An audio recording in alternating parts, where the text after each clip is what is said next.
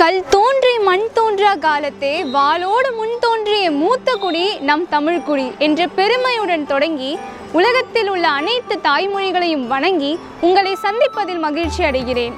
உலகெங்கும் இருக்கின்ற மொழிகள் அனைத்தும் காக்கப்பட வேண்டும், போற்றப்பட வேண்டும் என்ற எண்ணத்தோடு யுனெஸ்கோ நிறுவனம் பிப்ரவரி 21ஆம் தினத்தை தாய்மொழி தினமாக அறிவித்தது. இதற்கு மூல காரணமாக இருந்த நிகழ்வு ஒன்று உண்டு. 1952ஆம் ஆண்டு பாகிஸ்தான் உருது மொழியை தன் தாய்மொழியாக அறிவித்தது. ஆனால் பாகிஸ்தானின் ஒரு பகுதியை சார்ந்த மக்கள் வங்காள மொழியை தன் தாய்மொழியாக அறிவிக்க வேண்டும் என்று அரசிடம் கோரிக்கை வைத்தனர். அரசு அவற்றை ஏற்றுக்கொள்ளவில்லை. போராட்டம் வெடித்தது. போராட்டத்தில் பல மாணவர்கள் உயிர் தியாகம் செய்ய வேண்டிய சூழல் ஏற்பட்டது. அவர்களுடைய தியாகத்தின் நினைவாக யுனெஸ்கோ உலக தாய்மொழி தினமாக அறிவித்தது. நாமும் நம் மொழியை கொண்டாடும் இந்த சமயத்தில் நம் தாய்மொழியின் பெருமையை அறிவோமா? நமது தாய்மொழியின் பெருமையை கூற என் ஒரு நா போதாது. மழையின்றி சிரித்த நிலம் உண்டோ, தமிழின்றி சிரித்த மொழியும் தான் உண்டோ? ஆம், செம்மொழியாம் தமிழ்மொழி, அதுவே எம் தாய்மொழி. மொழி என்பது வெறும் சத்தம் அல்ல, அது சத்தம் வடிவிலான என் தாயின் ரத்தம். மொழி என்பது நமது அடையாளம், நமது வேர்களையும் முன்னோர்களின் வாழ்வியலையும் அடுத்த தலைமுறைக்கு எடுத்து செல்லும் பாலம் என்று கூறினால் அது மிகையாகாது. கருவறையில் நான் கேட்ட முதல் ஓசை, நான் மண்ணில் விழுந்தபோது கேட்ட எனது முகவரி, என் அன்னையின் தாலாட்டு, சிந்தனையை ஊற்றெடுக்கும் ஊற்று கண், சிரிப்பிலும் அழுகையிலும் உணர்விலும் துணை நிற்பது, கனவு காண்பது முதல் சிந்திப்பது வரை அனைத்தும் என் தாய்மொழியில்தான் நிகழ்கிறது.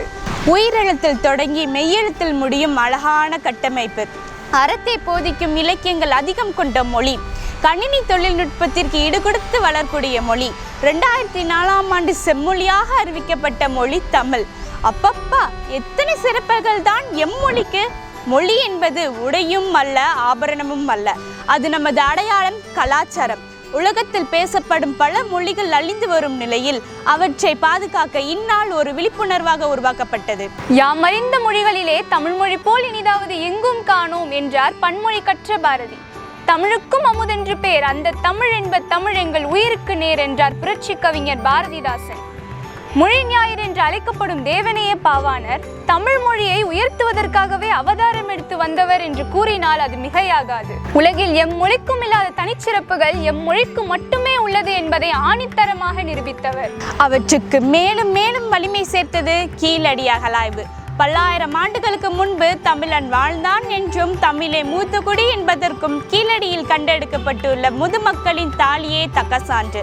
யாதும் ஊரே யாவரும் கேளிர் என்ற கண்ணியின் பூங்குற்றனாரின் இந்த வரிகளும் திருக்குறளும் தமிழின் உலகளாவிய சிந்தனைக்கு ஒரு சொற்று பதம். மொழி என்பது நமது அடையாளம், நமது பண்பாடு, நம் முன்னோர்களின் அறிவு புதையல்.